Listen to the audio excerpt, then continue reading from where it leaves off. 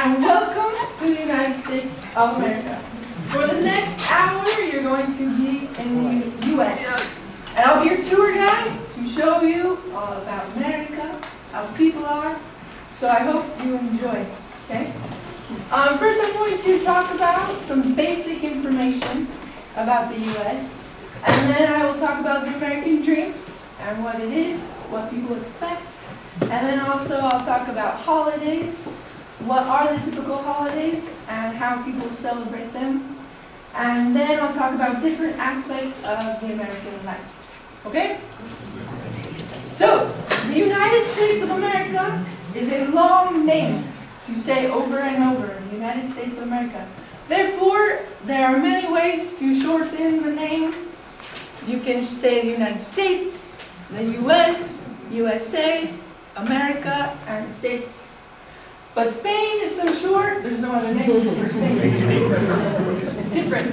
So I'm going to be referring to the United States of America during my presentation as the US.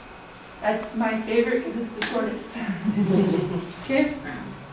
So some basic information. The motto for the United States of America is "In God We Trust." And in God We Trust is found on coins and dollar bills. Every coin and all the money that we use. The national anthem is called the Star Spangled Banner. And at the end, I'll play the national anthem for you. You can listen if you don't know it yet. I'm sure you all know it. How many states are there in the U.S.? There are 50, of course. And the capital of the U.S. is Washington, D.C. This is a map of the U.S., all 50 states, and Washington, D.C. is about right here. Okay? And Alaska is more up to the northwest, and Hawaii more to the west in the ocean. There are 4 different time zones in the U.S., but Alaska has its own time zone, and Hawaii also has its own time zone. So in total, there are 6 different time zones. And the U.S. does not use the metric system like the rest of the world. We use what's called the U.S. customary units. So for example, instead of kilometers, we use miles, and instead of kilograms, we use pounds.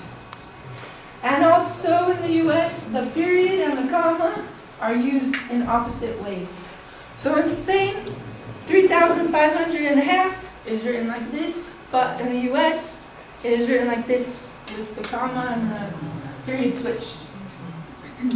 And to measure temperature, we don't use Celsius like the rest of the world, but we use Fahrenheit. So coming to Spain, when I would see the temperature, I had to think of it to change over to Celsius. So how big is the U.S.? Very big. So for example, if you go from San Francisco to New York City, coast to coast, which are, by the way, my 2 favorite cities in the U.S., it is 2,906 miles or 4,677 kilometers. So to compare that with something that you are familiar, from Almeria to northern Sweden, it's about the same. 2,812 miles or 4,526 miles. And this is driving on roads. So it's about the same distance. That's how big the U.S. is wide. And each state also has its own capital, in addition to a national capital. In the 5th grade, you have to memorize each capital. You have to know all the states and all the capitals. So at one time I knew all the capitals, but right now I only remember a few, unfortunately. So money, the American dollar. The symbol for the dollar is this. And it's also, dollars are also known as bucks. You might ask a friend, how much did you pay for your new shirt? And she might say, I paid 20 bucks. So you have a $100 bill, a $20 bill, $100 bill, $50 bill, $20 bill, $10 bill, 5, 2, and 1. The $2 bill is rarely used, not very often. Most people like to collect it and keep so nobody uses it. And then the coins, there's a 1 cent coin right here, which is known as a penny, 5 cent coin, a nickel, a 10 cent coin, a dime, a 25 cent coin, a quarter, and the 50 cent coin is never used either. Most people don't use it. And then these are both $1 coins, which nobody uses as well. So on each of these coins you can see "In God We Trust," "In God We Trust," and also on the money, here's a close-up, "In God We Trust." I personally don't like the American money, the looks of it. It's all the same color, all green. I'm not a big fan. But I brought a $20 bill, okay, and a nickel. So I'm going to pass them around and you can look. But I want this back. Go still.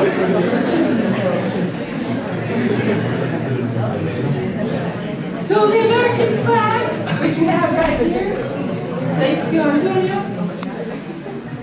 Does anybody know what these stars represent? The states. So there's 50 stars to represent the states. And there's also 13 stripes right here to represent the original 13 colonies. There's 7 red stripes and 6 white stripes. The red represent blood for our soldiers that fought to free our country. And the white represents freedom, the purity of freedom. And other names of the flag are Stars and Stripes, Old Glory, and Star Spangled Banner. The Pledge of Allegiance. Every morning when you are a child in school, you recite the Pledge of Allegiance. So the correct way to recite the Pledge of Allegiance is, first of all, standing up, and your hand out over your heart, and then you recite. And you also have to face the flag for respect. So it says, "I pledge allegiance to the United States." I forgot it. I'm too nervous. "I pledge allegiance to the flag of the United States of America and to the republic for which we stand, one nation, under God, indivisible, with liberty and justice for all." Okay? So you recite that every morning in school. This is the original flag, and there are only 13 stars for the original 13 colonies. And they added stars as states were added. Patriotism. Americans are very proud of their country. They have a great love for their country, and the flag is the best symbol of patriotism. If you go to the United States, you will see lots of flags hanging everywhere. There's lots of flags.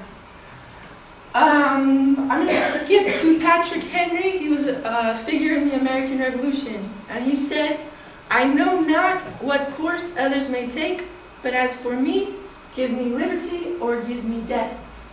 So for a soldier to die for America is one of the greatest honors that there is. It's a very great honor. So, the American dream. Where did it originate? How did it begin? The American dream was based originally from the Declaration of Independence, which says, "We hold these truths to be self-evident, that all men are created equal, that they are endowed by their Creator with certain unalienable rights, that among these are life, liberty, and the pursuit of happiness." So I highlighted in red the most important parts that have to do with the American dream. So first of all men are created equal. There is nobody more superior than anybody else. Doesn't matter if you're Chinese, if you're black, if you're white, if you're Latin American, everybody's equal. Certain unalienable rights. Unalienable means they can't be taken away. You always have these rights. And they are life, the right to live, liberty, the right to be free,